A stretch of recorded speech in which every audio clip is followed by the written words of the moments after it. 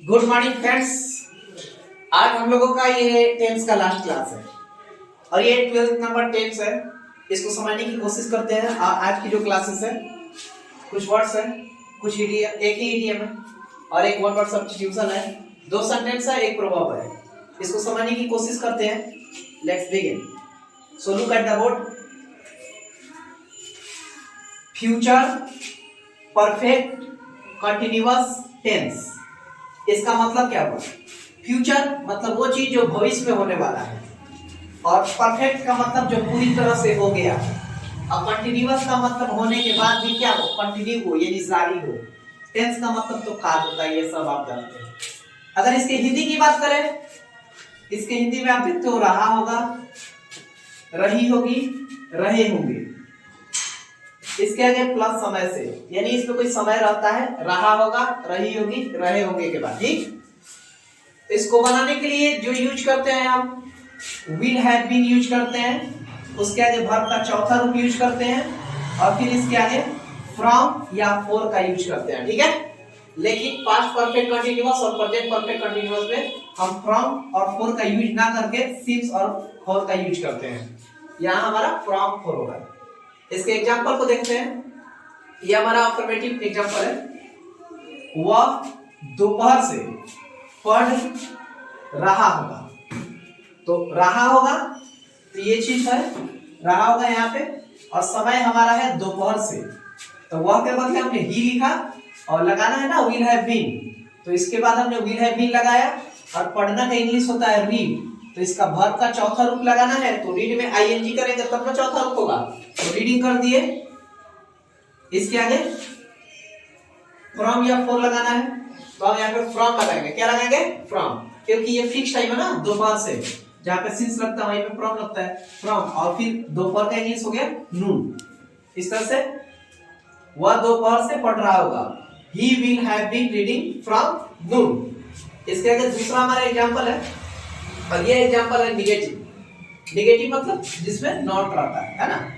तो शुरू करते हैं। जैसे इसको वह के बदले हमने ही लिखा, विल हैव बीन लगाना है, तो विल के बाद हमने नॉट लिखा, क्योंकि नॉट हमेशा ना फर्स्ट हेल्पिंग वर्ब के बाद ही होता है। ठीक है, विल नॉट, उसके बाद हमने हैव बीन लिखा। अब पढ़ना का इंग्लिश का रीड, क्योंकि इसमें वर्ब को लगाना, तो रीडिंग किया हमने। और दोपहर से के बाद हमने फ्रॉम लिखा और दोपहर का नून लिखा। ठीक है, वह दोपहर से नहीं पढ़ रहा होगा, we will not have been reading from noon. इसके आगे है, क्या वह दोपहर से नहीं पढ़ रहा होगा? क्या वह दोपहर से नहीं पढ़ रहा होगा? तो क्या शुरू में है तो हमको विल ही लगाना पड़ेगा, क्योंकि ट्रांसलेशन बनाते समय कभी भी क्या शुरू में आता है तो हम हेल्पिंग वर्ब जो लगता है उसको बाहर करते हैं। तो यहाँ पे हेल्पिंग वर्ब हमारा विल है, तो विल को बाहर करेंगे। वह के बदले हमने ही लिखा। इसके बाद नहीं है तो नॉट यहीं पे लगा देंगे, क्योंकि ये फर्स्ट हेल्पिंग वर्ब के बाद तो नॉट लगेगा ही। उसके बाद हम हैव बीन लिख लिए, और वर्ब फॉर्म चाहिए तो रीडिंग हो गया, और दोपहर से का फ्रॉम नून, यानी क्या वह दोपहर से नहीं पढ़ रहा होगा, will he not have been reading from नून।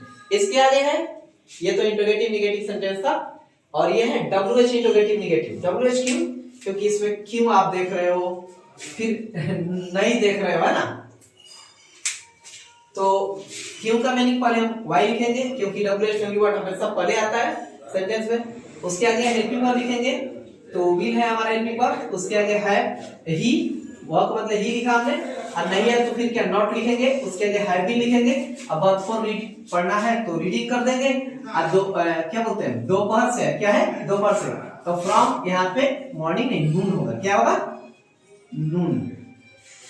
ठीक है, इस तरह से वह दोपहर से क्यों नहीं पढ़ रहा होगा, तो why will he not have been reading from नून।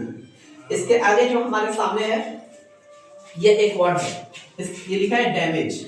इसका मतलब होता है क्षति। डैमेज का मतलब होता है क्षति। क्षति मतलब क्या? बर्बादी। इसके साइनोनिम की बात करें तो साइनोनिम क्या? पर्यायवाची शब्द, यानी ऐसे वर्ड जो से मीनिंग देते हो। हर्ट मतलब वही क्षति हो जाएगा, आप कह सकते हो। वैसे तो ओरिजिनल मीनिंग इसका अलग ही हुआ, तो लेकिन डैमेज का साइनोनिम हो जाएगा, तो इसकी जगह पर आप थोड़ा देर यूज कर ही सकते हो। इंपेयर मतलब वही डैमेज का साइनोनिम है, हार्म। ठीक है, तो hurt, impair, harm, damage. Damage, hurt, impair, harm, ये सारा चीज ना क्षति के सेंस में आ सकता है। और इसके आगे है हमारा एंटोनिम। एंटोनिम का मतलब होता है उल्टा, विलोम शब्द। तो रिमेडी और रिपेयर मतलब इसकी क्षति का क्या होगा, मरम्मत करना, इलाज करना, ये तो होगा, है ना। तो डैमेज, हर्ट, रिपेयर, हार्म, इसका मतलब क्षति हो गया, और रिमेडी या रिपेयर मतलब हो गया क्या, बना देना, ठीक है। इसके आगे हमारे पास है नीचे ये दो सेंटेंस है, यहाँ पे क्या लिखा है, वहां क्या चल रहा है। तो क्या का हमने व्हाट लिखा, है के बदले इज लिखा, चल रहा है मतलब गोइंग ऑन, और वहां का देयर। तो वहां क्या चल रहा है, what is going on their. दूसरा सेंटेंस है यह एक अफवाह है। तो इसके लिए यह के बदले हमने दिस लिखा, है के बदले इज लिखा, एक का ए, अफवाह का rumour, this is a rumour. ये फिर इसका दूसरा सेंटेंस भी यूज हो सकता है, this is in the air, this is in the air. इसके आगे हमारे सामने एक प्रभाव है। प्रभाव का मतलब होता है कहावत, जैसे buy the best, buy the best. अगर आप बेस्ट चीज खरीदते हो and you only cry once, तो एक बार होते हो, इसका इस तरह से नहीं हुआ, लेकिन देखते हैं क्या है यहाँ पे, सस्ता रोए बार बार, महंगा रोए एक बार। यानी सस्ता चीज खरीदोगे बार बार रोओगे, कहोगे कि अच्छा नहीं है, यह है वह है, और महंगा चीज एक बार खरीदोगे तो थोड़ा सा खर्चा तो लगेगा, लेकिन आगे जो है रोज का किचकिच नहीं लगा रहेगा, ठीक है। इधर आते हो, अब ये है हमारा वर्ब फॉर्म्स। क्या है, वर्ब फॉर्म्स यानी क्रिया के रूप। तो किसी भी लैंग्वेज को सीखने के लिए उस लैंग्वेज का वर्ब फॉर्म्स काफी जरूरी होता है। बिना वर्ब फॉर्म्स का उस लैंग्वेज को आप सीख नहीं सकते हो, ठीक है, क्योंकि समझिए ये 50% वजन ये अकेले लिए रहता है, ठीक है। तो शुरू करते हैं। बर्ताव करना, बर्ताव करना मतलब क्या है, डील वर्ब 1 है, डेल वर्ब 2 है, और वर्ब 3 डू का मतलब नहीं डेल, डील डेल डेल। दूसरा वर्ड है हमारे सामने खोदना। क्या है, खोदना। खोदना के लिए क्या, डिग वर्ब 1 है, वर्ब 2 डग, वर्ब 3 हम डू लिख दिए इसके बदले में, डग के बदले में, तो यानी डिग डग डग, खोदना, बर्ताव करना, डील डेल डेल। तीसरा वर्ड है करना। करना का वर्ब 1 हो गया डू, वर्ब 2 हो गया डिड, और वर्ब 3 हो गया डन। करना का डू डिड डन। इसके आगे है खींचना। खींचना मतलब क्या, ड्रॉ ड्रीव ड्रॉन। ये वर्ब 1 हो गया ड्रॉ, वर्ब 2 हो गया ड्रीव, अब वर्ब 3 हो गया ड्रॉन। इसके आगे है पीना। पीना क्या, ड्रिंक ड्रैंक ड्रम, ठीक है। इस तरह से ये वर्ब फॉर्म्स क्लियर हुए। पीना का ड्रिंक ड्रैंक ड्रम, ठीक है। बर्ताव करना, डील डेल डेल, खोदना, डिग डग डग, करना, डू डिड डन, खींचना, ड्रॉ ड्रीव ड्रॉन, ठीक है। और इडियम जो है, इडियम देखते हैं आज का हमारा इडियम क्या है, read between the lines. Read between the lines इसका मतलब होता है अंडरस्टैंड द हिडन मीनिंग, मतलब जानना। क्या हिंदी मीनिंग हुआ, रीड करना बिटवीन द लाइन्स, लाइन्स के बीच में, इस तरह से हुआ। तो अंडरस्टैंड करना जो हिडन मीनिंग है, छुपा हुआ मीनिंग है, यानी उसका मतलब जानना, ठीक है। वर्ड पर सब्स्टिट्यूशन यानी अनेक शब्दों के लिए एक शब्द। इडियम यानी मुहावरा। डिफिकल्ट टू अंडरस्टैंड, क्या है ये, डिफिकल्ट टू अंडरस्टैंड। इसका मीनिंग मिल रहा है कि जिसको अंडरस्टैंड करने में डिफिकल्टी है, यानी जो समझने में क्या हो, मुश्किल है। तो इसका इंग्लिश में क्या बोलते हो, वर्ड सब्स्टिट्यूशन में, इनकम्प्रीहेंसिबल।